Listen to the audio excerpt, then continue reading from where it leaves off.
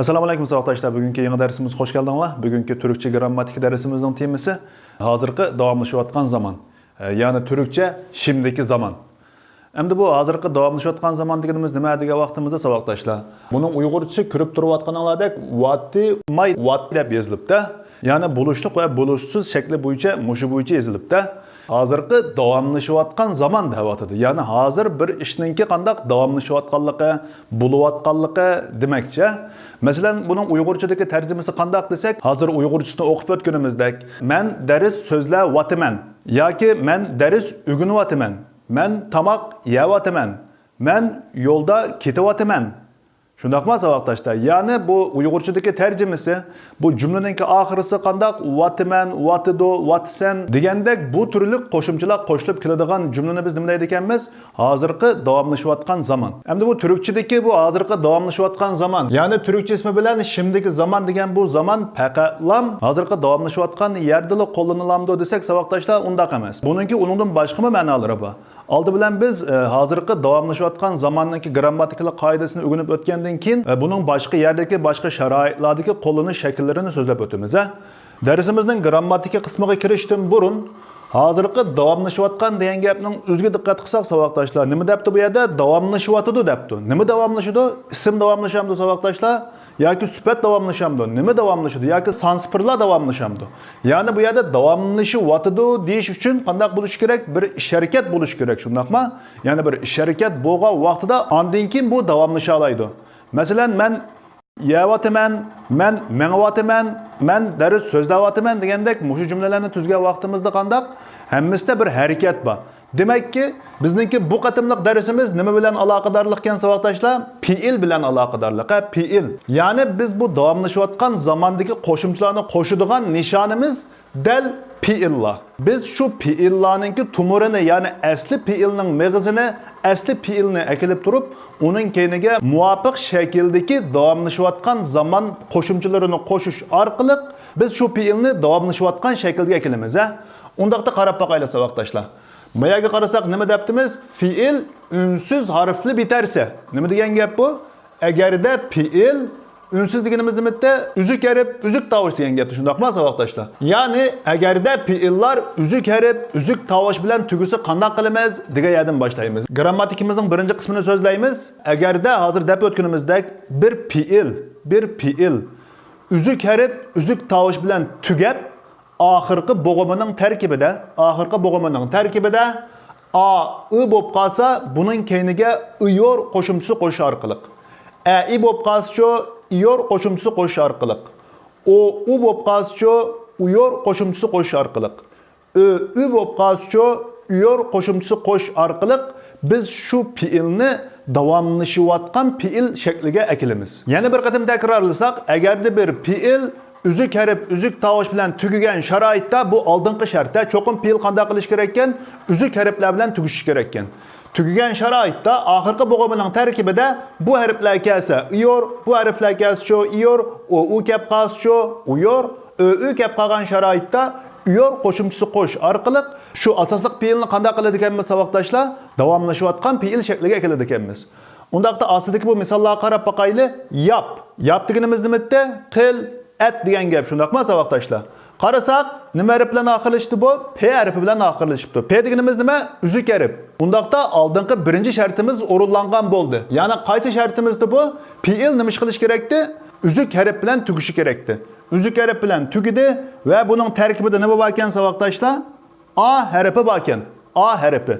A harfi bo'lsa, a i bo'lib qolsa, oxirgi bo'g'imida nima qo'shatdik biz? Iyor qo'shimchasi qo'shatdik. Şunun bilan bunun bo'ldi iyor, yapıyor. Yani qilyapti, ityapti degan, yani bu vati bu qo'shimchasi qo'shildi buning savatdaşlar. Keyin qarasak nima debdimiz savatdaşlar? O'ran. O'ran deganimiz nima edi? O'rgan degan gap, shundaqmi savatdaşlar? Undaqda bunun qaraydigan bo'lsak, nima qaraydik biz? Oxirgi bo'g'imni qaraydik. Va oxirgi harfi nima ekan buningki? Ne harfi. Ne harfi deganimiz uzuk harf. Birinchi shartimizga tushgan bo'ldi va oxirgi bo'g'imining tarkibiga qarasak nima bor ekan savatdaşlar? So'ziq tovushi bor ekan. Agarda oxirisi uzuk harf bilan oxirlashib, oxirgi bo'g'imining tarkibida bo'lib qolsa nima qo'shadi ekanmiz savatdaşlar? Iyor qo'shimchasi qo'shadi ekanmiz. Iyor. Nima bo'ldi bu? O'raniyor. Ya'ni ugunyapti degan gap bo'ldi. Konuş degan nimadir? Gap qilish, so'zlash degan gapda saboqdoshlar. Qaraydigan bo'lsak, oxirgi bo'g'imiga sh harfi bilan oxirlashibdi va tarkibida nima bor ekan? U harfi bor ekan. U bo'lib qolsa nima bo'ladi saboqdoshlar? Uyor. Uyor. Konuşuyor. So'zlayapti, gap qilyapti degandek. Keyin qaraydigan bo'lsak, gör. Gör deganimiz nimadir? Ko'r degan gap-ku, ko'rish deganninki tumuri.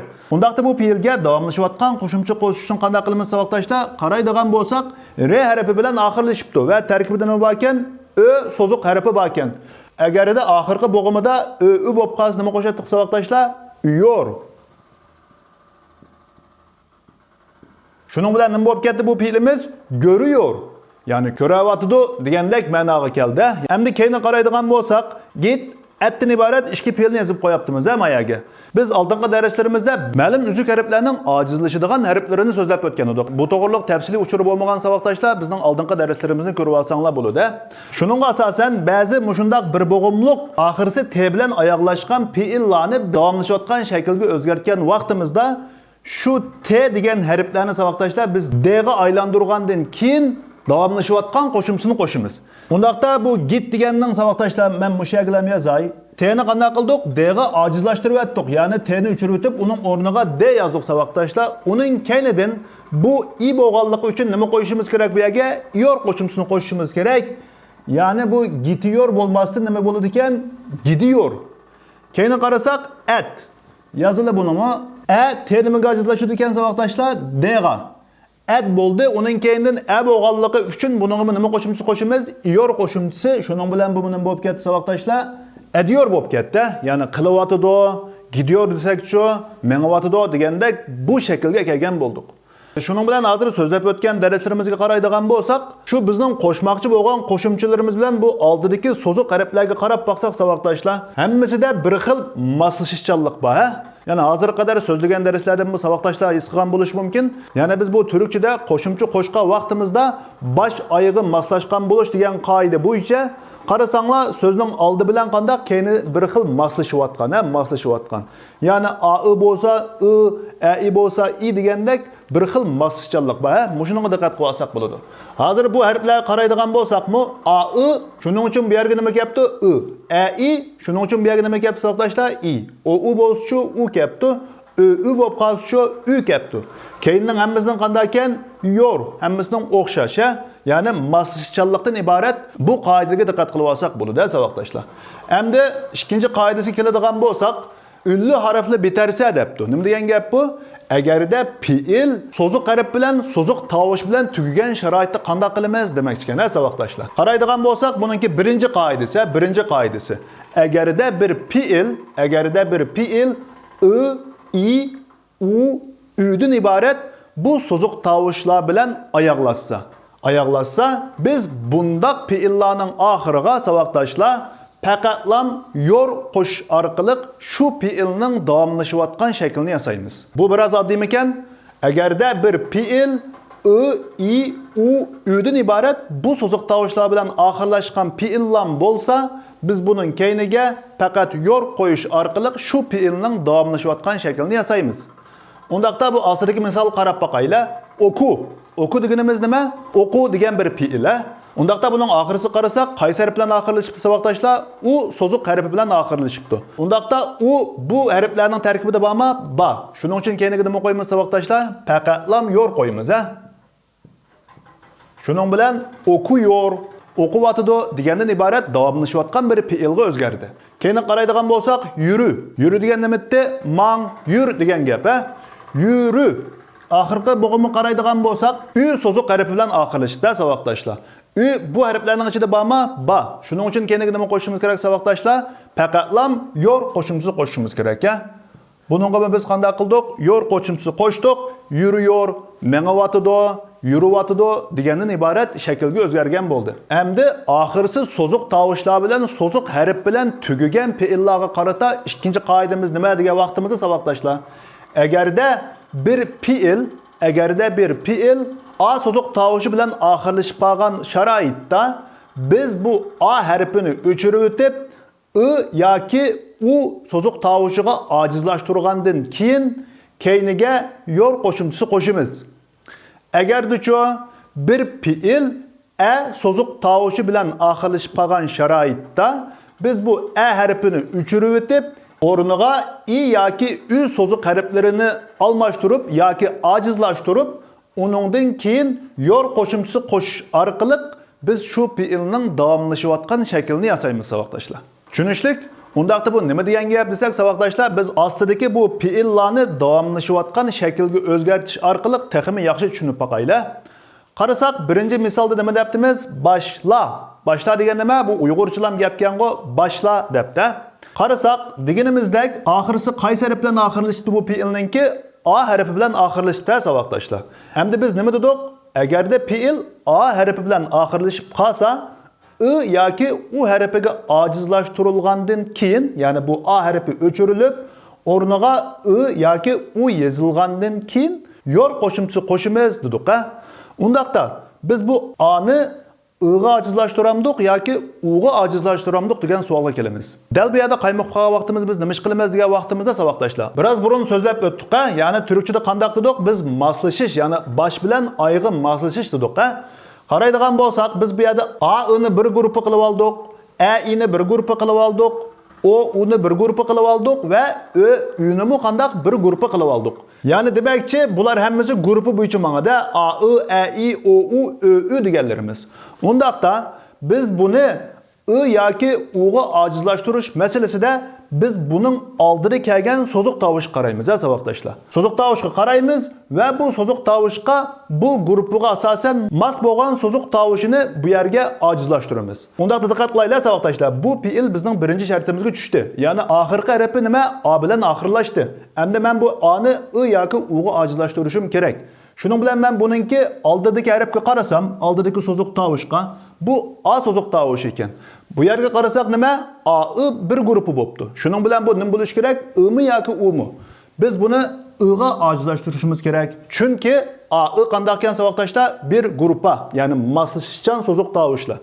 Shuning bilan keyiniga qanday qildim? Buni ojizlashtirgandan keyin yor qo'shimchasini qo'shdim va A'ni qanday qildim savoqdoshlar? Buni o'chirib Başlıyor. Yani başlıyor emas qanday bo'ldi? Başlıyor degan bir davomlashayotgan fiil yasalgan bo'ldi. Keyini qarasaqcho, o'yna. Bu mu Uyg'urcha gapgan-go? O'yna debdi. Endi bu fiilga qarasaqmi, oxirisi qanday savoqdoshlar? A so'ziq tovushi bilan oxirlashibdi. Agar bir fiil A bilan oxirlashsa, biz buni I yoki U'ga ojizlashtirgandan keyin yor qo'shatdik. Ya'ni o'xshash savolga duch keldik. Biz buni I'ga ojizlashtiramdik yoki U'gimi degan yerga. Biz nima degan edik? Oldidagi so'ziq tovush qaraymiz degan edik, savoqdoshlar. Oldi qarasaq nima bor ekan? O so'ziq tovushi bor ekan.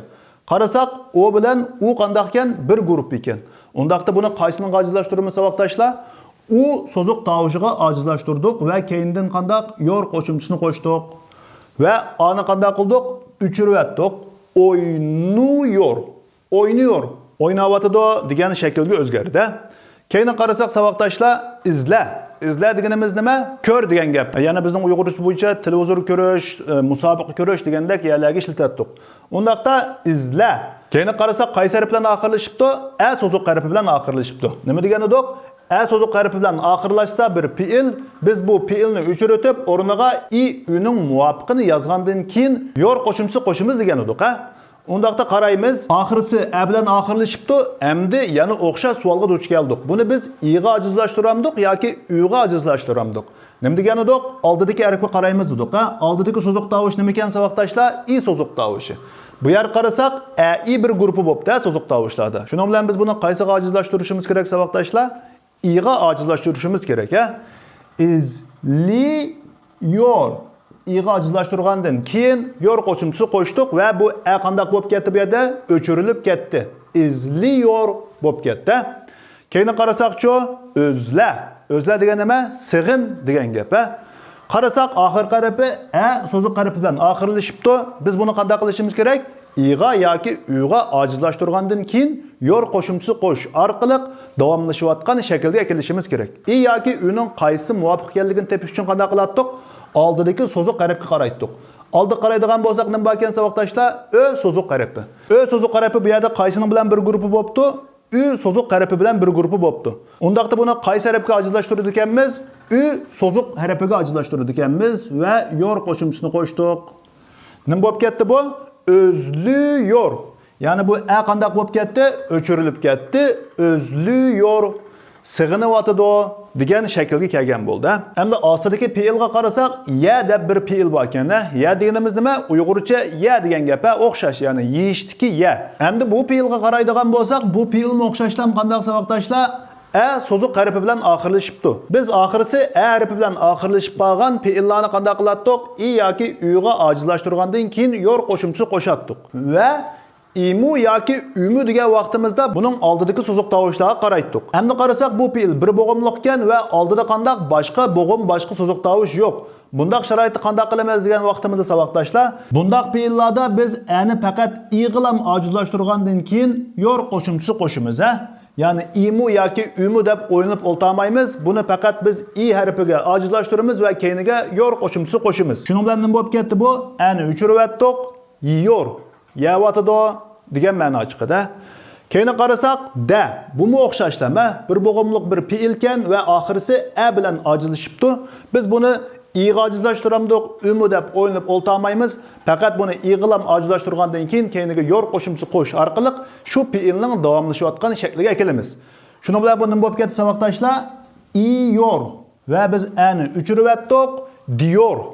So'zlayotidi degan shakl kelgan bo'ldi. Shuning bilan biz hozirgi davomlashayotgan zamonda fe'llarga qaysi shaklda qanday qo'shimchalarni qo'shish qoidalarini o'rganib o'tgan bo'ldik, ha savoqdashlar. Bu davomlashayotgan zamonning qanday, ya'ni buluştuq, buluşsiz shakllari bo'ladi. Bizning hozir so'zlab o'tganlarimiz nima bo'ldi deganimizda, fe'llarning buluştuq davomlashayotgan shakli.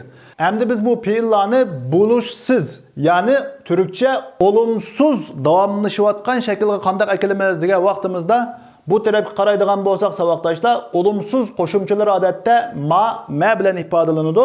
Va asli qaraydigan bo'lsak, ma keladigan o'rinlar bo'lsa nima debdi? Mu. Ma keladigan o'rinlar bo'lsa mü bo'lishsiz qo'shimchalarini qo'shsiz debdi. Endi bu nima degan gap desak savoqdashlar, qarasak mü bizga bir yerlarni xotirlatayotgandek, bir narsalarni esimizga savatgandek ko'rinyapti-da. Biz mü qo'shimchalarini o'rganib o'tgan edik. Qayerda o'rganib o'tgan edik savoqdashlar? Savol qo'shimchasi degan darsimizda o'rganib o'tgan edik. Bu to'g'riliq tafsiliy ma'lumot bo'lmagan savoqdashlar shu darsimizda ko'rib olsanglar bo'ladi. Endi bizning hozirgacha tuzib kelgan davomlashayotgan fe'l shaklimiz nima ekan savoqdashlar? Buluşliq davomlashayotgan, ya'ni o'qiyotman, yuriyotman, yeyotman, mengayotman degandek ma'nolardagi shakllarini o'rganib o'tdik. Endi-chi vatmay deyotimiz, o'qimayotman, yemayotman, mangmayotman degandek buluşsiz shakllarini qanday qilamiz degan vaqtimizda savoqdashlar. Shuya qarasak, mü deb 4 xil buluşsiz shaklni yozgan bo'ldik, ha? Undaqda biz shu fe'l bilan shu davomlashayotgan zaman qo'shimchasining o'ttirisiga mas holdagi mülarini qo'yib qo'ysak savoqdashlar, bu buluşsiz shakldagi davomlashayotgan shaklga aylanadi. Undaqda qarab baqayli, yapıyor. Yapıyor desek nima savoqdashlar? Qilyotidi. Endi qilmayotidi desakchi, qaranglar, Uyg'urchadami qandaq? Qilyotidi, qilmayotidi. Ya'ni may degan bir qo'shimcha qo'shilyotidi, diqqat qilsak savoqdashlar. Endi biz bu fe'lga qaraydigan bo'lsak, yap debdimiz, ha? Tarkibida nima bor ekan savoqdashlar? A. Mu'minninki muvofiqini qanday topamiz degan vaqtimizda yana ham o'xshash biz shu yerdagi bu so'ziq harfninki masaldagi so'ziq harflariga qaraymiz. Masalan, yap. Biz bu yerda mu'minninki muvofiqini olmoqchi savoqdashlar. Undaqda men hozir bu yerga meni oldin ola yozib qo'yg'ash turay. Biz buning keyindagi i, u, ning qaysini tanlaymiz degan vaqtimizda shu so'ziq harfga qarasak savoqdashlar, A debdimiz. A'ninki masaldagi so'ziq tovush nima ekan savoqdashlar? I. Shuning bilan nima bo'ldi bu? M. Yapmıyor. Endi diqqat qilsak, yor. Ikki tal I bo'lib qoldi savoqdashlar. Mushundaq sharoitda qanday qilamiz? Buningki ikkisi kelishning hojati yo'q. Faqat bir tallan bo'lsa bizga yetadi. Birini qanday qilamiz savoqdashlar? O'chirib o'tamiz. O'chirib o'tamiz. Shuning bilan bu nima bo'lib ketdi savoqdashlar? Yapmıyor. Yapmıyor. Yapıyor desak nima degan gapda? Qilyotidi. Yapmıyor desakchi, qilmayotidi. Keyin qarayli, öğreniyor. Öğreniyor. Nima? O'rganyotidi. Endi biz buni nima demakchi? O'rganmayotidi demakchi savoqdashlar. Aldı bilan qanday qildik? M harfimizni akeldik. Biz bu fiilninki oxirgi bo'g'imiga qaraymiz. Qarasak nima ekan savoqdoshlar? A so'zuq harfi. A so'zuq harfining masaldagi so'zuq harfi nima ekan savoqdoshlar? I. Shuning bilan bundan bo'lib ketdi. Öğrenmiyor, ügenmeyvatido degan tarjima chiqdi. Bunga mı qarasak, i bo'lib qapti. Nima bo'lib qapti? Ikki tal i bo'lib qapti. Qanday qilamiz savoqdoshlar? Ikkisi bo'lishning hojati bormi? Yo'q. Ikkisi bo'lib qolsa qanday chiqisha olmaydi? Shuning uchun biz birini o'chirib o'tamiz, a? O'chirib o'tdik. Shuning bilan öğrenmiyor degan shakl keldi. Ya'ni ügenmeyvatido. Keyin qarasaqchi, konuşuyor. Konuşuyor. Tarjimasi nima etdi? So'zlayotidi, gap qilyotidi degan gapda. Undaqda buni biz bulutsiz shaklda qanday qilamiz degan vaqtimizda meni qo'yg'ashtiraysa vaqtashlar, oxirgi bo'g'imni qarasak, u so'zuq harfi bor ekan. Bu so'zuq harfi bo'lgan ekan, mu'mininki buningga moslashadigan qaysi vaqtashlar? Avtomatiklam mu. U bo'lganlik uchun bu ham qanday u bo'lish kerak? Konuşmuyor. Yana qaraydigan bo'lsak, ikki tal u harfi kelib qopti. Qanday qilamiz vaqtashlar? Birini o'chirib o'tamiz. Shuning bilan nima bo'ldi bu? Konuşmuyor. Gap qilmayotidi, so'zlamayotidi. Görüyor, görüyor, ko'ryotidi.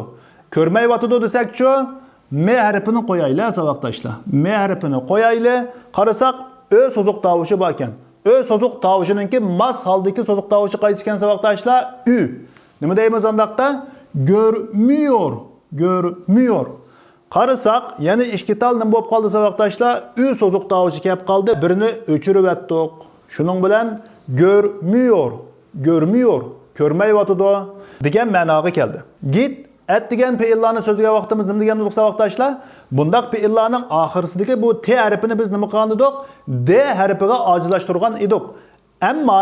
Ammo bu bulutsiz, ya'ni bu inkar shakllarida savoqdoshlar bu ojizlashadigan va bu yerlardagi ojizlashadigan qoidalar ishlamaydi savoqdoshlar. Qayerda bulutsiz davomlashayotgan shakllarida bu ojizlashish qoidalari ishlamaydi. Fiilning asli shakli keladi. Bunga diqqat qilib olaylik. Undaqda buningki buluşliq davomlashayotgan shakli nima bo'lib ekan savoqdoshlar? Git degan fiilimiz t dga ojizlashib gidiyor bo'lib ketibdi ekan. Biz buni bulutsiz shaklda qanday qiladi ekanmiz? Ojizlashtirmaydi ekanmiz. Hozir men shuni o'chirib o'tib turay. Faqat iyor degan qo'shimcha qoldi, ha? Endi biz bu yerga inkar shaklini yozaylik, bulutsiz shaklini. M yozdik. Bu fiilning tarkibida nima bor ekan savoqdoshlar? I so'zuq harfi bor ekan. I so'zuq harfi bo'lsa, buning masaldagi bulutsiz qo'shimchasi qaysi bo'ladi savoqdoshlar? Mi. Gitmiyor. Qarasak, yana bu yerda iyor bor ekan, savoqdoshlar. Iyor bo'lganligi uchun, ya'ni I so'zuq harfi bo'lganligi uchun bu i'g'imni qanday qildi? Hojat qolmadi, o'chirib o'tdik. Atmi ham o'xshash. Atni qanday qildik? Biz t harfini d ga ojizlashtirdik. Endi inkar, ya'ni bulutsiz shaklda qanday ojizlashish masalasi bo'lmaydi ekan. Undaqda men bulutsiz qo'shimchasini yozgan bo'lay, m yozdim.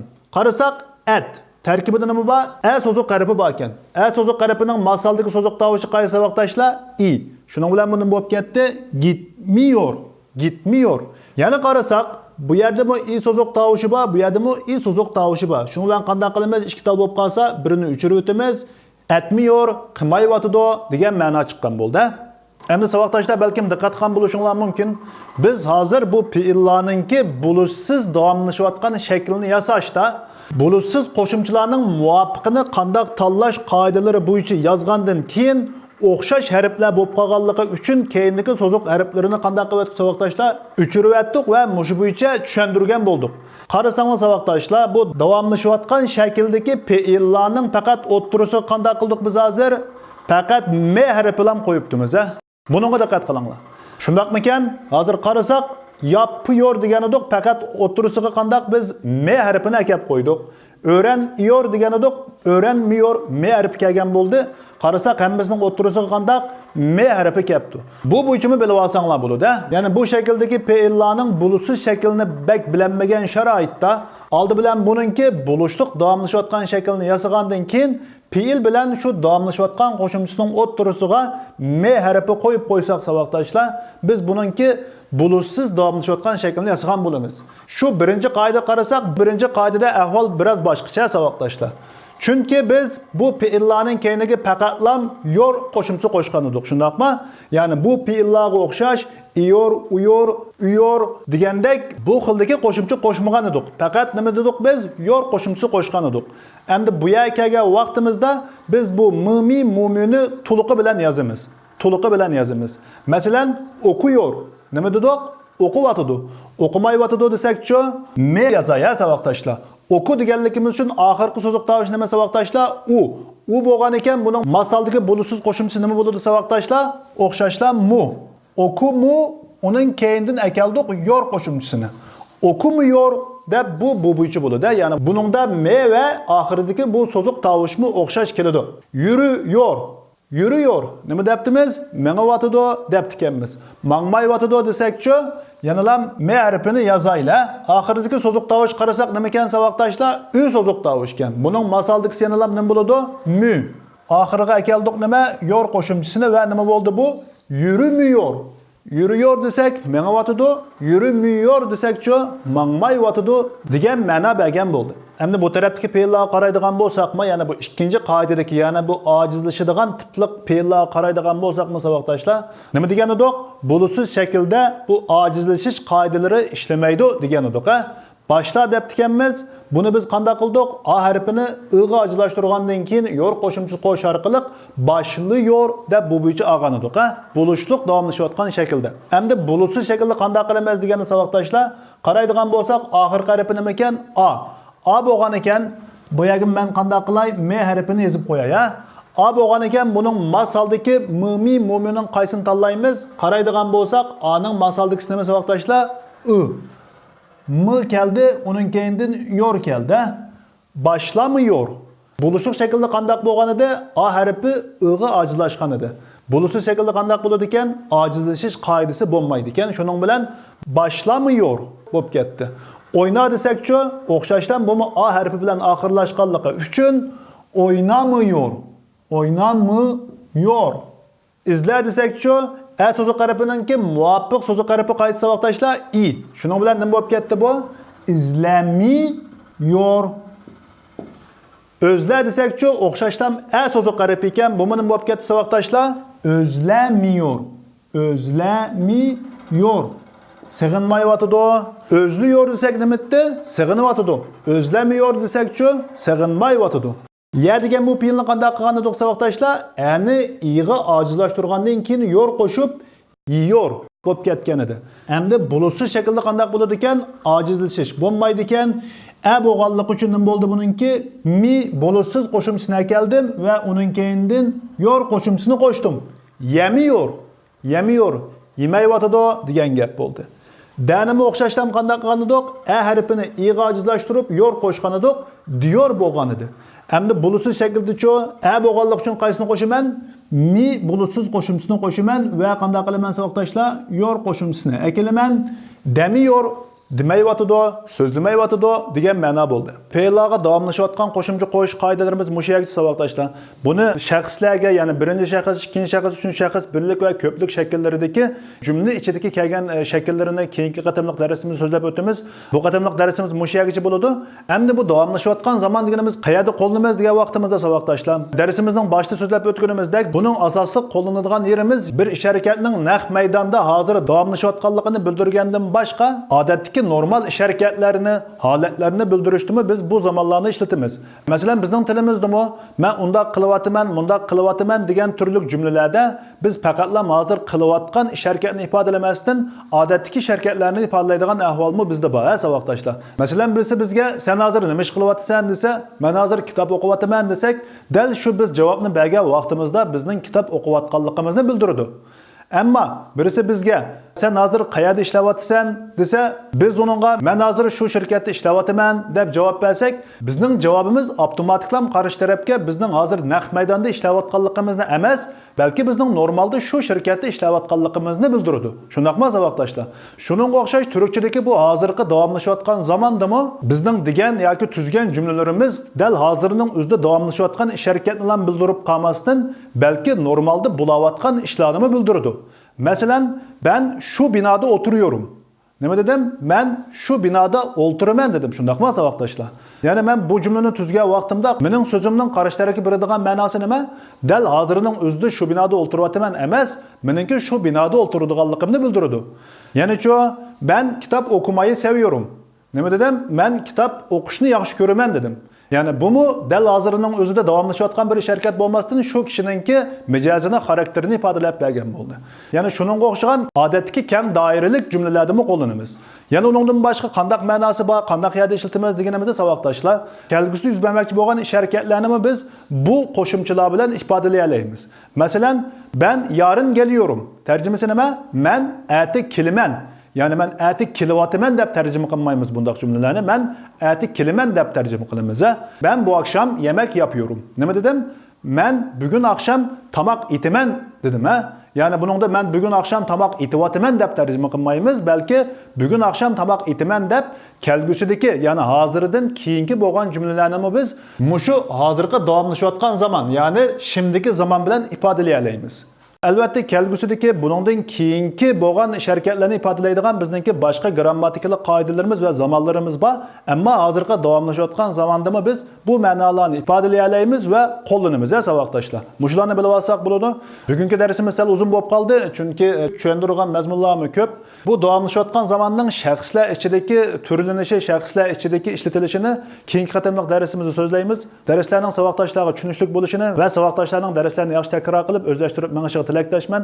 Kelasi qatimliq darsimizda ko'rishguncha hammanglar Allohga emanet.